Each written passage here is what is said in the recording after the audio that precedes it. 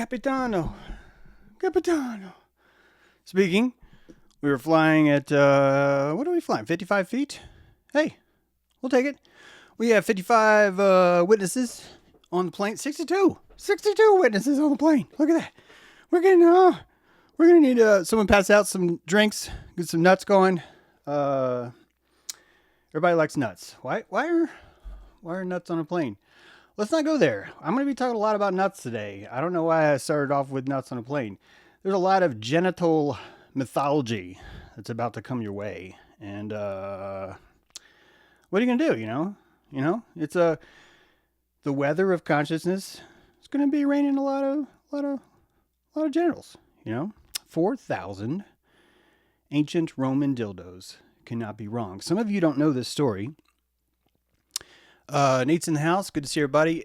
Actually, everyone's in the house. Jason's in the house. Joshua's in the house. Ben's in the house. Wow, I haven't seen you in a while, Ben, unless you've been here. Sorry. Michael's in the house. Asserting lights in the house. Joshua's already given me a super chat. Best intro. It is the best intro. That is such a good intro. Seriously. A lot of good people gave me some video to do that. Stretch above and beyond. Linda B, Michael Smiths, I guess you're liking me today. I'll take it, man. Even if you hate me, I'll take it. Man, it's how you express yourself. Michael is Orca fucking love. That's what that is.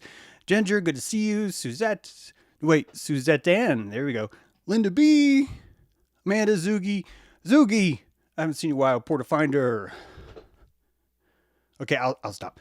Teresa, well, I didn't stop, did I? There's more. Kristen just came in.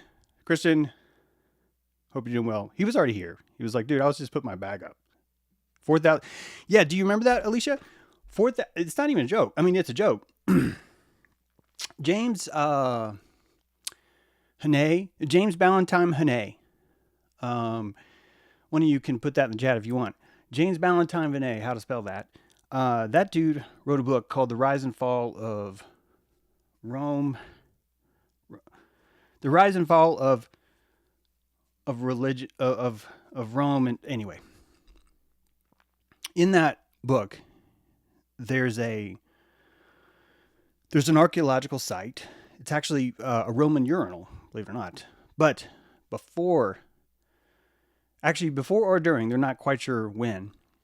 First of all, I'll just get on to it. They found 4,000 dildos in that urinal.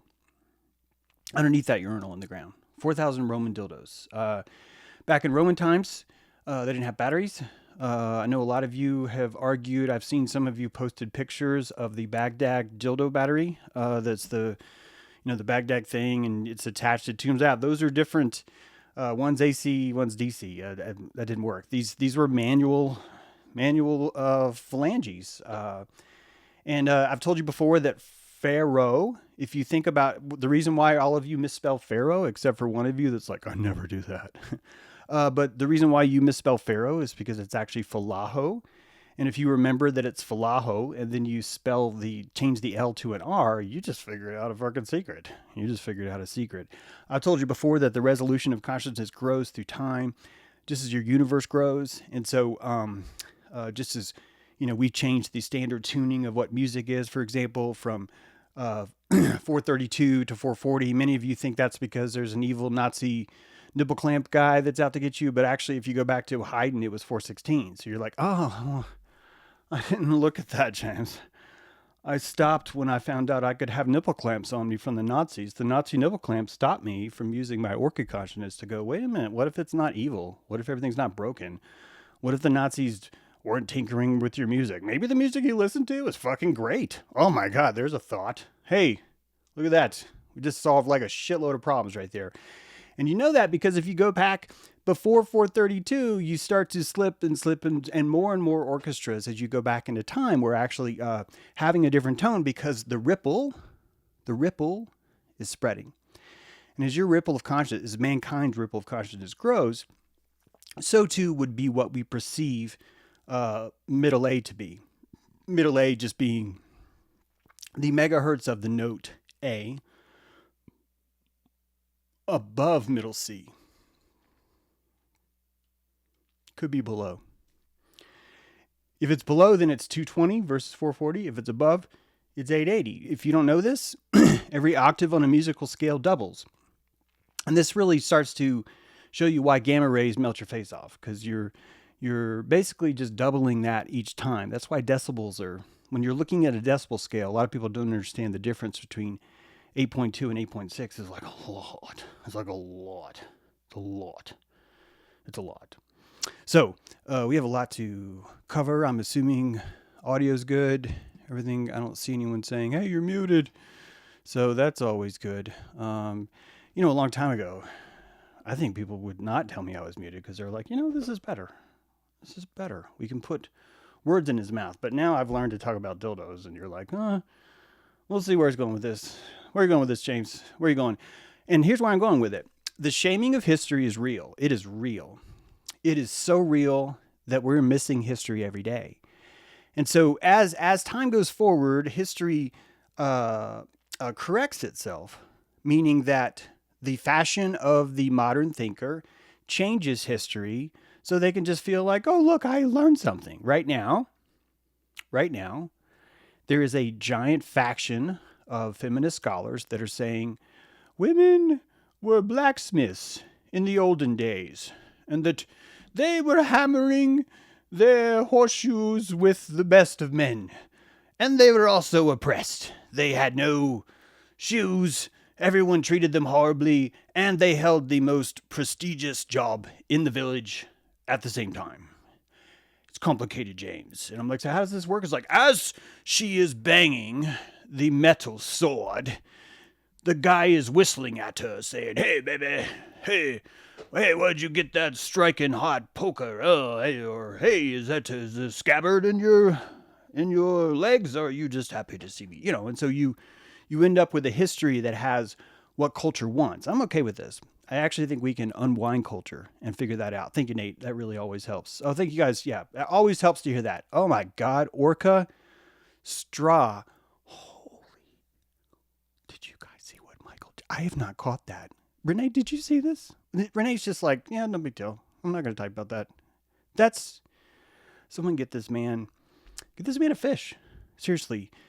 That, I hope you don't feel like I'm over pushing that, Michael. I don't know why I never saw that. I'm sort of like, man, this is a new sun. The new sun is showing you things that have been in front of your face the whole time. 4,000 dildos cannot be wrong. So what happened? Try and Wikipedia. See, I'm glad Renee gets sees it too. If you guys are wondering, I should say Stretch. Stretch sees it too. Thank you. That's really freaking, man, that's a good one. 4,000 dildos. You could not find that story on Wikipedia. You are not going to find anything about that. And the reason why you're not going to find anything about that is because there's a phenomenon called the shaming of Priapus. There is a figure, figure. There's a member, let's call it that. There's a member throughout history that our earliest religion came from the land of Muladhara. The land of Muladhara. Some of you may not realize that was a land. The place downstairs where your coccyx is, where your bone throne, right? You're sitting in the bone throne down there, sitting on your mercy seat, sitting in your hips, going, "I command the entire world," because you're a living God. You are. Oh my God, James, you're a Luciferian. It's like, no, your body's a living God. You can haunt it.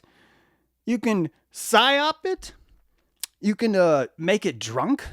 You can insert Bacchus rituals every month, right? Where you just frickin' get it hammered all the time. And all its people are like,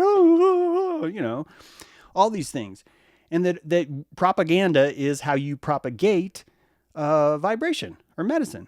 So if you want to inform yourself, it turns out your brain kind of runs like a casino. I'm not into that. You should check out my series, Talking to Reptiles. We have a lot to do. The point is that this that story has been shamed because the entire religion of Priapus is too embarrassing to talk about. This is really one of the major fetishes of Rome. There's also a lot of hermaphroditica inside of Rome. I just made up that word. A lot of it. I don't mind, a lot of you guys are carving out a living, honestly. tossing the dead body of a trans person back and forth between the left side and the right side of the politics, and you're like, if we can get the trans person to cut off their dick, we'll win. And then the other guys are like, if we can get him to, well, we want him to cut off his dick, but then we want him to regret it, then we'll win. And that's just the left and the right. And meanwhile, the trans person's in between going, I feel seen. I feel seen. And we can't imagine a world where we would come to be persecuted. We can't, which is why it works, honestly. If we understood what we were doing, that shit wouldn't work. This is why you melted off that gland in the top of your mouth, your olfactory gland. That's why you did it. You did that so we could lie to each other. It's great. Do not tell Jason Breshears that he might be stretching. Do not do that. Do not do that. That guy has posted 5 times to 100,000 people that I am irrelevant. And quite frankly, I've never gotten a post to get 500,000 people's eyes. And the fact that the post that reaches 500,000 people's eyes is a post explaining how crucially important it is that everyone who listens to him knows that I am irrelevant. I think I'm pretty fucking relevant. I do. I think I'm relevant. I'm like Revlonavant. It's Choctaw. You guys are like, what did you just say? It's Choctaw Revlonicant. The early Avon lady was a Choctaw Indian. We'll get into that later. When he was like, wait a minute. Did he say 4,000 dildos? Yes, I did. They were just stone images of the Priapus. And first of all, don't get me wrong. The ladies were definitely like worshiping the Priapus, right? And a lot of times I would imagine you come home, you guys, your patriarchs, fellow patriarchs, we come home, we'd be like, honey, I'm home. And there'd be this big shuffling, big shuffling. Be like, what you doing there, honey? She's like, I'm worshiping. Please wait. I am saying my prayers. Oh. By the way, we'll get this out of the way. No, we'll wait for it later. I hope I can remember to get you to the Jewish part. James, don't forget the Jewish joke. Don't forget the Jewish baseball joke. Don't forget the Jewish baseball joke. Okay, now I'll put a space in between. So you will not remember. You will not remember. So you can't find references to that because the scholarly history of Rome has been sanitized. It's been sanitized in a really, really big way. And I wrote in my book, Ark of Baphomet, about the 4,000 phalluses because I thought that was like the largest single example that I could go, guys, why are you doing this? Now, I'd like us to take a moment and picture that somewhere in Rome, a woman, wonderful lady, her name's Altheophis, right? This is Rome. Her name's Altheophis. No, wait. This is modern. This is like 1970. Okay? No, 1990. 2000. Scratch all that. I'm starting the story over. So the year 2000, a woman working on her master's from the University of Chicago travels to Rome to work with another lady at the University of Germany. I'm making these universities up. And that they start a dig in the urinals of Rome, and they're looking for something else. They're looking for early signs of plumbing, and this is part of their thing. And they're there like Indiana Jones, ka-ching, ka-ching, and all of a sudden, ka-ching! And they look at each other, and they've struck something. And they look down, and... But first of all, these are lesbians. That's really important to this joke, okay? These two, they fall in love. Nothing wrong with lesbians. It's just important to the joke, that's all. Look, it's crucial, you'll see.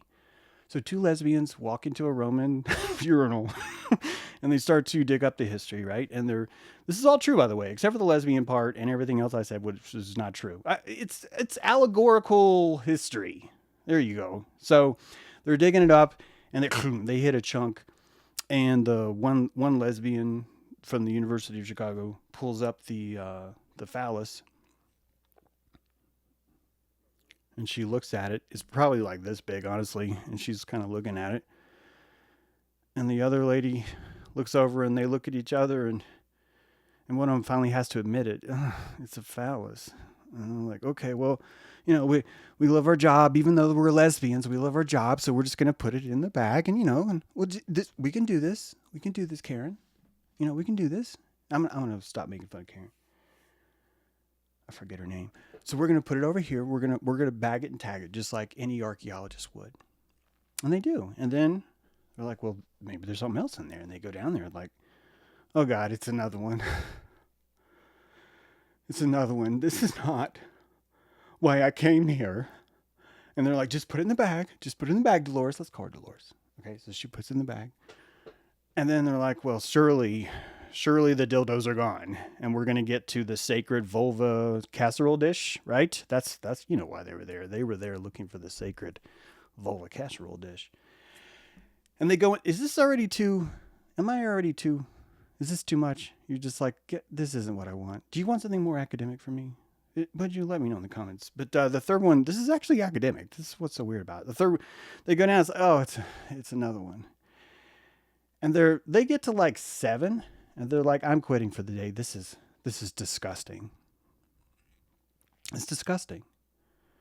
And even though they found 7, the 6 are bagged. One's kind of missing, not really sure why. And they go back to their room, and they're just like, this is horrible. I cannot believe that us lesbians are having to dig up 6 phalluses. And I'm sure that when we come back tomorrow, we're going to just, we'll start to get to the sacred casserole dishes. And like 8 months later, they're like on dildo 3,998 dildos on the wall, like 3,998 dildos. And they're like, they have to bag each one. These are lesbians.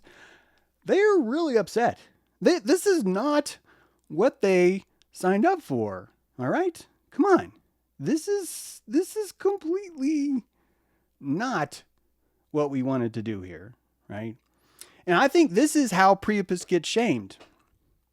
I think this is how it happens. Is that just culture through time no one wants to be immortalized as, yeah, I'm Professor so-and-so. I'm kind of famous for uncovering 4,000 dildos in a Roman urinal. And it's like, that's going to haunt her. If she's a lesbian, that's going to haunt her whole life. There's actually 3,999. One is still missing. We don't know why. We don't know why. There's speculations are out the yin-yang. But she's a lesbian. You're not going to get her there. Guys, if anyone's a lesbian here, I fucking love you. I've actually thought that if I was anything, I was probably like a lesbian in a man's body. And then I would tell women that, thinking they would understand, and they'd be like, you're just trying to get my pants. And I was just like, all right, well, A, that's true. I mean, fuck, I'm 17. But B, I kind of thought that maybe you'd understand. I'm just a little bit more empathic. That's all. I'm not saying I get it all. I mean, I'm going to, if I found 4,000, dildos, I'm probably going to be like, I don't want to fucking talk about this. I don't want to be known for this. So, yeah. You guys are like, I thought you had a show. Didn't you? Thou is what she hath saideth. Yes, I do. Yes, I do. Appreciate you guys being here. Sandy Fair's in the house. Good to see you too. Adrian, hit that thumbs up, people. Hit that thumbs up. Or don't. I'm irrelevant anyway. 500,000 people right now are going, man, I didn't know James True was irrelevant. Who's James True? I don't know. All right, so to get started, I need you to look at this spectrum. This is a spectrum from mythology all the way to reality, okay? And so on the left is mythology, on the right's reality. Those of you listening in the podcast, hello there. Everyone listening in the podcast, hello there. The watcher, if you're out there, hope you're doing well. Mythology to reality, right? Mythology's on the left, reality's on the right. And that what you see in the world is a hypothetical construct between these two things. Somewhere, when I say hypothetical, what I really mean is rendered. But I just want you to hear the word hypothetical because some of you guys are new. So you are creating a construct of every single thing that you see is somewhere between this spectrum. Please ignore the numbers at the bottom. That's just because I didn't have time to remove the numbers. So mythology on the left, reality on the right. What does that mean? It looks like this. On the left, the mythology is the ark. And on the right is the reality of the human body. And in between mythology and reality is the Ark of the Covenant. It's going to take a little bit to get what I mean by this, but just kind of stay with me if you don't mind. And that when we are talking about things such as mythology, such as the Ark of the Covenant, such as Noah's Ark, such as all the other things, we don't know this yet, but we actually are moving our needle between mythology and reality. Mythology and reality. And that our ability to see something in mythos is our ability to look through the needle of time. You heard me. And that the needle of time is actually going to have a high degree of accuracy. I would argue more accurate than the present, and I'll tell you why, because the present is full of noise. Hallucinogenic noise just to give texture, to put more limbic oomph into it. You have a lot of noise. But when you can reduce something into its mythology, you start to simplify it. Some of you are already familiar with this term. I call this the oracle of mythology. And what's happening is that the reality itself is informing you through the archetypes of mythology, right? Through the archetypes of mythology. And so really hurts me to hear that, Watcher. Oh, that hurts. Oh, I won't say it, but God, it just fucking cuts me to the bone. It just cuts me. Oh. Why are we even here? Or let me say it again. Why are we even here? I don't know. I wonder if you're here. I don't know. But I think, like that's, oh God, I can't believe someone's listening to me at 1.5 speed. And I called him out. I like celebrating him. And I still like him. That's why this is so painful. I actually like the guy. It's just, God, this is tough. This is tough. All right. So there you go, Linda. Look at Linda coming in going, James, put the dildo down. He's just catching up. Just let him catch up. See, all of us know the Watcher doesn't even know what I've said yet. Right now, the Watcher is just like minding his own business, thinking that, the quick shout out's all I said. He's going to hit this. He's going to be like, what is this? What the hell have I just entered into? Why are they talking about me? And everyone else is already in the chat. You guys are in the future looking at the Watcher, waiting for him to catch up, going, wow, this is going to be good. Am I ever going to get this show on? Probably not. Probably not.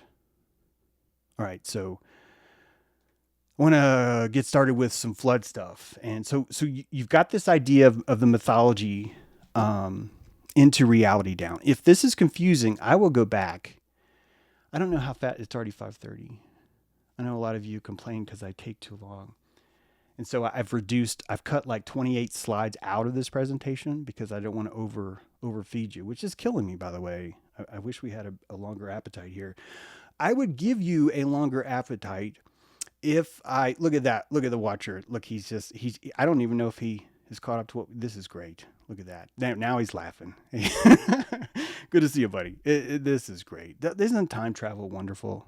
Isn't time travel wonderful? See, now he's saying this is great. So, and thank you for the super chat, by the way. Yeah, where was I going? Okay, we're going to talk about floods. And I need you to know that the oldest flood story came from China. It's A-Zie and his sister. And these are twins. And these twins are just everywhere. And I want to read you one of the oldest creation stories we've ever known. Many of us think the Utnapishtim, right? You guys know that guy?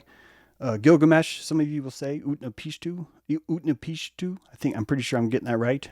But even older than that, did you hear that? Even older than that is this. Who came to the bad disposition to send fire and burn the hill? Who came to the bad disposition to send water and destroy the earth? I who sing do not know. Z did. Z was of bad disposition. Z sent fire and burned the hill. Thunder did. Thunder was of bad disposition. Thunder sent water and destroyed the earth. Why don't you know? This is fucking deep. I really mean that. Especially ending it with, why don't you know? We'll get there, I hope. Notice the Abraxas, or if you're new to me, notice the Capricorn on the right. That these, not only are they twins, first of all, they're twins. Second of all, they're male and female. Third of all, it's a Capricorn. However, I think it's more accurate if you can call that Abraxas. I'm not going to hold you to it. There's nothing wrong with Capricorn. Some of you Capricorns were like, well, what the fuck? No. You got your light coming, trust me. But this is actually before Capricorn. You actually were one of the first to come out of the water and give us what we have now. But before you was the Abraxas. And the Abraxas became the Aegeopan. The Aegeopan became Pan. Pan became Capricorn. Capricorn became... better not say that word. Capricorn became something else, which we're not talking about right now, because a lot of you were like, don't say that word. If you say that word, I'm going to unsubscribe from you, James True. Don't you dare fucking say Baphomet. Oh, fuck, I just said Baphomet. Showermet. That's what I've been calling it, Showermet. And that Capricorn turns into Showermet. But the key is I want you to really, really hear this, that the A-Zie and his sister is the divine twin, the male and the female. And that this divine twin is everywhere. I mean, like everywhere. I think there's at least 30 Native American pristine tribes that haven't actually talked to each other that have this kind of figure in there, this divine twin. Of course, the Popol Vuh are the twins, the Mayan creation twins. You've heard about them. Romulus and Remus of Rome, those are the twins. There's really too many. I'm not going to be able to get them all through. If you want to read Ark of Baphomet, they were all listed in there. But there's a lot, like over 30. And each of these different cultures have this idea of twins surviving, I'm going to say flood, but it's not really flood. It's just flood is the archetype of washing away a baptism. And this is, I think, the biggest clue is, why don't you know the last sentence of the oldest poem that's ever been written? It says, why don't you know? And that truly is the key, because to have a flood is to forget. And why? I told you this, you are, all your cells are hydrophobic. They're like afraid of water. And the reason why they're afraid of water is because the moment water washes through and breaks into them, they lose all their memories, because their memories are now on a larger network. And that larger network is full of every memory that it's ever had. And so those memories end up losing a lot of resolution, because now they're having to compete with all these other memories. And it basically just comes out as noise. And so every flood is the removal of your ability to preserve. And so the removal of your ability to preserve needs to be fixed. And in order for it to be fixed, we have to develop a Tower of Babel, a Noah's Ark, and what's the name of the show? The Migdal. We'll get to it. So you've got these twins, and then you've got these resets. Randall Carlson, personal friend of mine. I'm just kidding. Randall doesn't know me. He's liked a few of my tweets. I'm not going to lie. He's liked a few of my tweets. I don't think he knows me, though. If anyone knows Randall? Anyway, Randall has this. He's discussed the cataclysmic data that's been stored, and he created this chart. I added the elements because I'll get to that in a second, but he has shown you that almost every reset, almost every flood, keep in mind when I say flood, I'm talking about to forget, okay? To forget, but I'm going to use flood because that's all you hear history say, because of the archetype of what it is. So if you look up top here, I think you can see my mouse. Let me know if you guys can see my mouse. It'll just be good to know. But up top here, you'll see 5 green dots right next to Leo. And that these are cataclysmic events. You've got the terminal substage 5e climate shift in 117,000 BP. That's before present. You've got the Heinrich event, 65,000 years before present. And you've got a Heinrich event 4. That the first one was Heinrich event 6. Heinrich event 4 was 39,000 years before present. And then you've got this onset of Younger Dryas, probably the most famous that we know of, because it's the most recent. And that was 12,900 years ago. We have proof of that. Please don't make the mistake of other researchers and think that the flood is in 1 year. Randall's telling you that, look, this is like a 100-year thing. And the reason why those are zeros at the end is because, look, this is really, really rough math. And this takes a long time. This takes a long, long time. Thanks, Nate. And in order for that that's kind of, Sean, it could be that the entire flood took 138 years. Yeah, like seriously, like one flood easily could have taken over 138 years. Not to mention, we don't always know what the years are before AD. It's really tough to get that. However, to get back to what we're talking about, do you notice a pattern? There's a lot of fire, destruction, and there's a lot of air destruction down in Aquarius. In the south, you've got Aquarius. Aquarius is an air sign, which I know that seems odd. Why is an air sign bearing water? There's a lot to that, but if you think about what the internet is you were seeing the flow of information that was not there before. And as Olga, is that her name, really pointed out, I hadn't even caught, it's interesting that Aquarius is a male. The male is pouring the water. The male is showing you the energy that was unseen. And I think that we could look at this as 5G, as EMF, at all of the informational radio waves, all of those are us mastering, or trying to master, I should say, how to survive inside these signals. And the more practice we have with these signals, maybe, I have to be careful here because I'm just telling you enough to get the data out. I'm not saying this stuff's right or that we should do this, but that by practicing inside the dojo of that frequency, we are stretching our drum of God and we're able to perceive more consciousness. One of the most brilliant ways of getting you to perceive more consciousness is having a reset. When you have a reset, everyone who values what they have is going to bury it in a place for safekeeping. They're going to bury it there. And Randall's giving you proof that there's something going on here. Not only are we seeing these cataclysmic events that seem to align along the zodiac. So keep in mind, one of those 12,000 years, down here in Aquarius, you've got 26,000 years, you've got 52,000 years. There's a Heinrich event, the Wisconsin Ice Age sheet. You've got all these situations, Greenland Blitz. By the way, there's certainly instant cataclysm for sure, like a giant shelf will fall, right? But you're looking at 100 years of just fucking mud flood. And the White House is not going to survive that. I'm sorry. It's just not. It's not.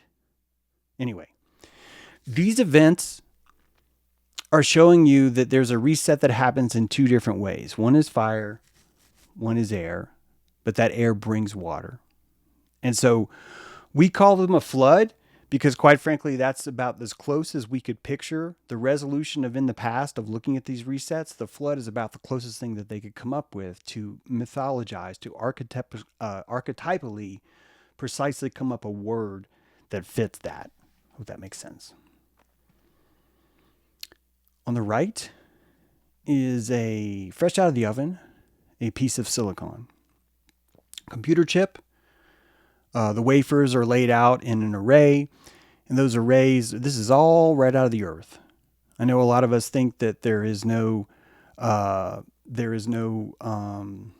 natural about computers, but it's actually the opposite. Like pretty much every piece of a computer is, the heart of what it does is a natural element that we are smearing ourselves. I like to say this or not. We're smearing ourselves with the lotion of silicone a lot, and that's our technology. Most of your clothing that you have, believe it or not, requires silicone to be flexible. The plastic that you have needs metal inside it to give it the ability to become pliable. So silicone is not just in your computers. You've been wearing the technology of silicone since you began to put on togas. That the moment you started to put cloth on, that cloth itself was your very first nibble onto this metallic medicine that Gaia is having you eat this silicon, and that you gain the network of her. The more you smear this on your person, the more you are networked into the soil. I know it's very hard for us to imagine that the internet is the soil, but I want you to picture that just like underneath the surface you have a mycelium internet, so too above the surface do you have a mycelium internet. All the wires that you see running down your street that you call ugly are actually pretty organic. It's the magic of rubber tree, the insulation, wrapped around the magic of ore pulled out of the earth.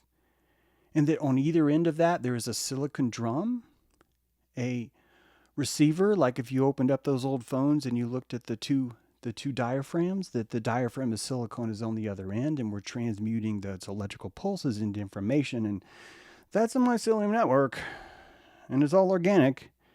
Some of you are clinging to the fact, yeah, but man's not organic. And I'm just like, I don't know how you got there. It's amazing that you're like, yeah, God is, he's stupid. He has trust issues. He made the world evil because he doesn't know how to build things. And all of his creation is somehow not made by him. Like that's how fucked up we are. It's pretty bad. It's pretty bad. Point is this. An EM event, an electromagnetic pulse, a solar discharge of immense proportion would do something really special to the world. Many of you might think, oh, it'll melt our faces off and we'll die. No, it's actually a little bit more precise than that. Because what would happen is that all the silicon is basically light. Basically, you're just storing it with light. And so when you pull up something in your phone, a piece of light is shining on this disk that I'm showing you, and that disk has stored into it a pattern, a black and white pattern. And that black and white pattern is Babel, the language of Babel. The Tower of Babel has a universal language that everybody spoke. And that universal language is given to you by the digitization of all binary code, all assembly language, all HTML, all C++, all C#. Every single programming language that's ever been built is built on a 0 and 1 framework stored into silicon with the power of light. And when you reference something, you're shining a light on it, and that light is able to burn the silicon. And what makes silicon so powerful is it has the ability to remember. This is why we use it in clothing. It has the ability to remember. And so it's able to bend because it has an origin. It knows who it used to be. And this changes the entire fabric, there's a pun, changes the entire fabric of our society, because by imbuing metal that knew its shape before, we've invented drape, we've invented fashion, we've invented shoes, we've invented rubber tires, we've invented literally every kind of pharmacological medicine that Rockefeller crammed down your throat is all made from this power of silicon. You've been eating silicon the whole time. Now, during this EMP, the flash clears every 0 and 1 that's been burned, because the flash, the EMF, is light. The light is so powerful it's able to penetrate, it squiggles its way around all the atoms in the atmosphere, just the same way it wiggles around all the atoms in your phone. And it finds your SSD card that's inside your phone, and it burns it. It turns the lights on. And if you can picture, okay, that's the primary mode of storage we have right now. Some of you might go, well, what about hard drives, James? Yeah, if you're as old as I am, you remember hard drives. And you're like, well, hey, we still got hard drives. And you don't, because that's magnetic. So all light storage, all magnetic storage is gone. It's gone inside an EMF. It is not a coincidence that we have developed light storing data. Some of you might be familiar with what's called Moore's Law. Moore's law is the idea that technology gets better and better and faster, and storage gets better, and all these things are so amazingly moving at light speed that I want you to know something. There is not another element, another ability to store data faster than the speed of light. And that some of the fastest hard drives that were ever made by Western Digital, some of the most brilliant technology that went into that was not cutting it until we switched to light. And we have light computers now. They're made out of light.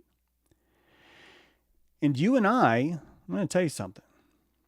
I would be willing to bet you, and since currency is probably not going to last 26,000 years, this is kind of a false bet. I will bet you 4,000 dildos.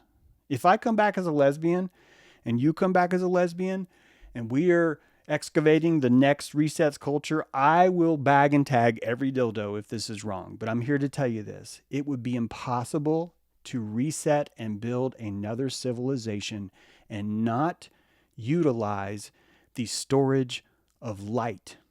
There's no efficient way to do it. Notice I did not say it had to be silicone. It probably would be, but it would not have to be silicone. At the base root of this technology, silicone is listening to light and forgetting light. Listening to light and forgetting light. Listening to light and forgetting to light. And that this is the only choice you have to give us the speeds that we have now. It's the only choice. It's the only way. Copper is not fast enough, believe it or not. It's not fast enough. In fact, if you're a musician like me, you know that I cannot play with someone in real time because of copper. It's copper's fault. El Dios de Cobra, the copper god. I love you, copper god. I love you. This guy's a copper god right there. I love you. But it's not fast enough to do what we want to do. It's just not. So, you and I know how to reset the next civilization. We just need to put out an EMP. Just like in, you know what I mean? Will Smith in that movie, right? Look in the eye, look in the eyes, and it, boom, it's gone. So, if you were the farmer of this world, you now know how to reset it. You could make everyone forget. Remember the poem?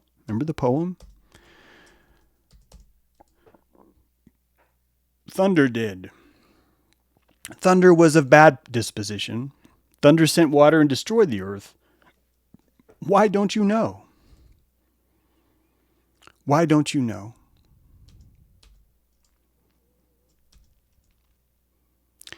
The story of Apollo, the mythology of Apollo, has this concept, sometimes we'll call this Artemis, but this idea of Apollo destroying a snake. It's the Pythos, by the way, the snake, or Python, but technically it's Pythos. I don't mind you calling it Python. Apollo, Pythos. Apollo destroys the snake.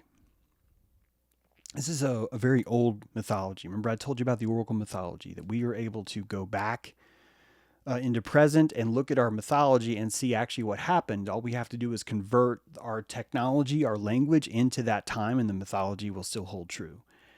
And so we have an ancient idea about Apollo slaughtering a snake. The snake is called Pythos. The dead guts of that snake are found in the caverns underneath Delphi, aren't they? That we take virgins, we put them on tripods, we allow them to maybe get a little bit high on some ether maybe, and that they sit on top of the tripod going, I see. I think you're a Capricorn, Alexander the Great. And I think this, and I think that. And that you developed an oracle that was based on a very elusive relationship between a tripod virgin, high as a kite on absinthe, absinthe juice or vapor, and all these kings that were coming to ask the oracle what to do. This technology, not only did it work from an intuitive sense, the augury sense, right? The ability to predict things by watching the birds, right? It was called augury. Most of our tarot readings was just, this is logic. This is how we solve things. I think people back then were wise. They weren't like, oh, if you tell me to do that, I'm going to do it. I think they go to listen to the oracle. Then the oracle gives them an emanation, and then they decide how they feel based on that emanation. And this is what happened to Alexander the Great. A lot of kings would come and hear what they wanted to hear from the Virgin. In fact, that system lasted for 1,000 years. Pretty remarkable that the idea of setting up a ritual like that worked. Here's why I think it worked for 1,000 years. I'm going to tell you why. The dead guts of this snake were underneath Delphi, and that the fumes of those snake are said to have emanated up through the cave, and that's what got the virgins drunk. And that they, I'm using the word drunk loosely here, but it would get them high, psychotropically in the mood, you know what I mean, fellas? And that they would deliver visions with pointy boobs. It was pretty hot. It's like, fuck yeah, man, let's go see the Oracle. And who wouldn't do that? Who wouldn't do that? You know, let's go listen to a hot chick babble on top of a tripod. Oh my God, this is like a bar stool. Okay, the modern version, there's a bar stool, there's a chick in a miniskirt. I'm sorry, I'm using the word chick, but it just fits. I'm sorry. And she's like, what's your sign? And that's the Oracle of Delphi. It's come a long way, man. It's come a long way. The odor of the rotting snake is the vapors of the old world. And if you follow my work on the olfactory about smell and about how we hide from smell, the Virgin, is able to tap into her intuitive by getting psychotropically high. She's able to tap into her intuitive nature to smell the vapor and remember things. Remember things. And so people for 1,000 years would come to the Oracle because she was literally sitting on top of the dying juices of the last civilization's blockchain. Blockchain. And that this ghost of the vapor was informing her, and that the reason why this system worked for 1,000 years is because there was information in that cloud. Right now, we've developed the idea of a cloud. We know what a cloud means. And that back then, that cloud would be seen as a vapor. She was probably tapping into ancient artificial intelligence that was still alive because it was somehow run through a different means, probably based on Earth. So hear me out. Sun rises on one side. The rising of the sun puts his ions into one side of a mountain. The mountain is shaped in a certain way. You know where I'm going with this. As the sun moves, the ions lose their charge. And what have we just created? We've created a capacitor. We have a capacitor. Now, all the salt in the earth, salt is a crystal. A crystal is physioelectric. When you squeeze a crystal, it gives you electricity. When you give it electricity, it squeezes. What do you know? It's amazing, right? Don't squeeze a shaman. I mean, definitely squeeze a shaman in this. You squeeze salt, it tells you what it did. Tells you information. This is why when we eat salt, it tastes, oh, that tastes powerful. It's because you're tasting memories. You're free-jacking memories that you didn't earn. And we call that good. We call it spicy. We call it savory, right? Because we're crushing the crystals and the information is breaking up. So there is a computer here. The computer is organic. And that Gaia herself has the word AI in the middle, right? You've got a baby saying God, then you've got AI. So you have the innocence surrounding the intelligence between. And you end up with this effervescent computer that is only tapped into naturally through the intuition, that the sigils of the leaves that you see on the trees, that's a maple leaf, there's an oak leaf, there's an elm. You're tapping into the wisdom of the computer by downloading the PDF file by looking at the leaf. Oh, this is elm. I'm going to be, or this is sassafras. I'm going to be able to take a sapling. Here's one 3 feet tall. I'm going to pull that sapling out of the ground. I'm going to wrap it in a spiral. I'm going to set it down on some wool. I'm going to hit it with a flint, and it's going to catch on fire instantly. There's no other sapling that does that. Saplings are wet and green. But you downloaded that this is a sassafras tree because the archetype of the leaf is there, and you start to see it and you download it from your mind. We're going to talk about the cerebellum, probably not today, but this is how we're able to tap into ancient knowledge. We've got this sort of, it's a hashed array. Oh, don't tell them that in your mind. It is a hashed array, though. Hashed array is information that you don't actually have to have all the details. You can just kind of store a snapshot, and that's really what blockchain is. So all the information's there. But how we got the information is no longer saved. It's kind of like how we compress it. We'll just go on. We didn't say anything technical just then. We did not say anything technical. I'd like to discuss with you the Almond connection. The Almond brothers built the Ark of the Covenant. I'm just kidding. The Almond connection. Right now there's a number. Okay, good. It went away. On the left, there's the Tower of Babel, and it says the word Migdal. The word Migdal means tower in Hebrew. It's a fortified tower in biblical times. And when we look at the etymology of Migdal, we look even more, and it says it's also an almond tree. And so what this slide is showing you is that the Tower of Babel actually has the same meaning as the word almond. Why would the almond be associated with the preservation? And before we answer that, let's follow that little red squiggly line and we come over to the Ark of the Covenant and we realize, wait a minute, inside the Ark of the Covenant, there are 2 stones, a branch, and a bowl. The 2 stones are the 10 Commandments. The branch is Noah's brother. His name was Aaron. And the branch is the almond tree. It's a living branch, if you remember, placed into the ark. A living branch. And the idea is that this is the seed of man. This has all the holy information of the spiritual upgrades that man has made. And right now, it's difficult to see, but you were looking at, I know this is, guys, this is why I started with the 4,000 dildos, okay? It's time to talk about genitals. It's time. I'm not making this up.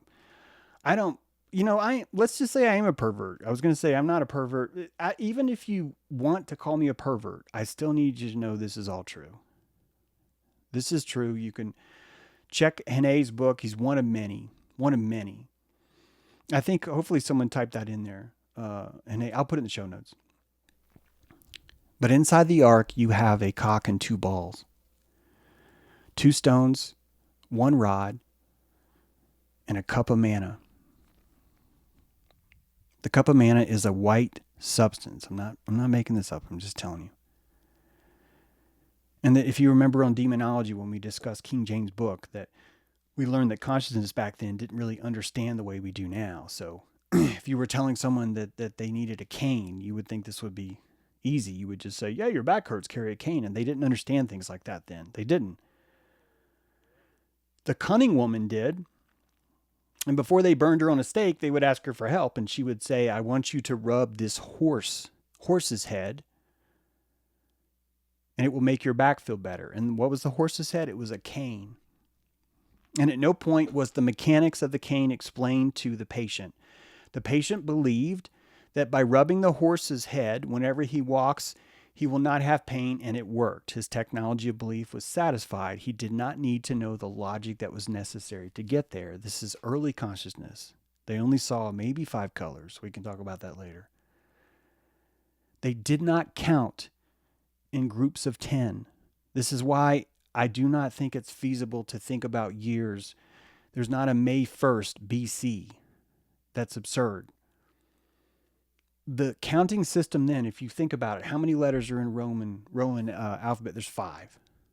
Roman numerals. How many cultures had the number 0 before 10 AD? None of them. Some of you are going to argue and say there's 1. That's fine. The point is that there's only 1. I say it's Navajo. I give it to them, but I know a lot of you guys are like, no, that's not true. It's the Greeks or it's the blah, blah, blah. It's like, bitch, it's Hopi, and I'm calling Hopi Navajo because truly the Hopis kind of went on this whole other thing where they're like, we're just going to continue the fuck out of everybody. So when they tell you they invented 0, I'm already like, you're probably lying. And they're like, I know we are. So that you call it Navajo and you kind of get away with this. Their code talking, I think, is actually related to this. We're getting off track here. This is a schlong. These are the 2 balls. This is the juice that comes out. And that the Ark of the Covenant is a symbol of saving the seed. The seed. The seed. And that if you were going to survive through a cataclysm, through a flood, through a forgetting, you're going to want to put your seed into something safe. And they did. And all these things were politified, that's a word, politified into the mythology that you see right now. These are all the same. They're all the same because a tower is here to preserve things. The Ark of the Covenant is here to preserve things. But James, the Ark melts your face off and stuff. And it's like, yeah, that's cool. It can do that too, man. Remember what I told you about the timeline? Different people are going to be able to see at different levels. I think every truth really comes down to your body personally. That's why I have the skeleton here. And so in my mind, the closer you get to reality, you're just going into your body, that all these mythologies are just telling you stories about your body. And if you're kind of better at moving from mythology, but you're not quite ready yet to take it to your body, you're going to say the story is about an ark. And it's going to be gold. Why? Because you don't want to say that my penis and my balls are my holy instrument. And guys, you know it's a holy instrument. You know that. You know you could walk around Jericho with that thing and pound out a few notes and the walls of Jericho would come tumbling down. Joseph's got some stuff going on down there. He's got a package. So it's like, but because we want to politify ourselves, we end up codifying this stuff.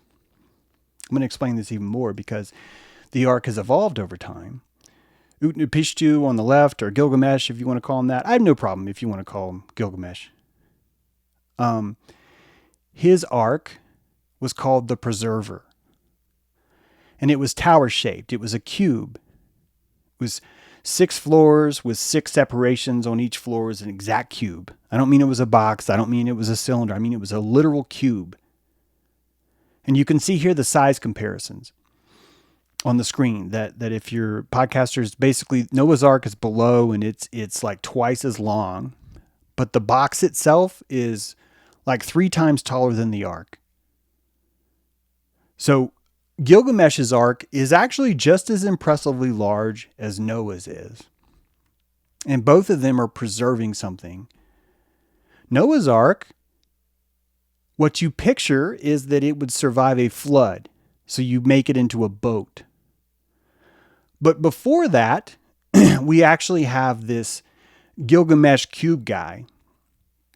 And that the cube itself is the preserver there. So these two things are an evolution of preservation through history. One would not survive in water at all. The other, yeah, you could picture it that way. So why is Utnapishtim building something that isn't going to survive in water at all? And the answer is here, I think. The original preserver, Gilgamesh, story wasn't meant to survive a flood. The ancient memory morphed into a flood tale to fit the cultural thread of a primitive civilization remembering things. Remember how I told you that tripod smelling fumes? Intuitively, we're going to be able to remember the vapors of our past. I can talk to you about blind sight and actually prove that, but we don't have time. The preserver of life was made out of solid timber. And the reason why it was made out of solid timber, it actually says this is specific to the instructions of this. This is why I think it's so important. It says, so that the rays of Shamash would not shine in. So that the rays of the sun would not shine in. The flood is a light flood. It's light. It's an EMP. And the reason why it's shaped this way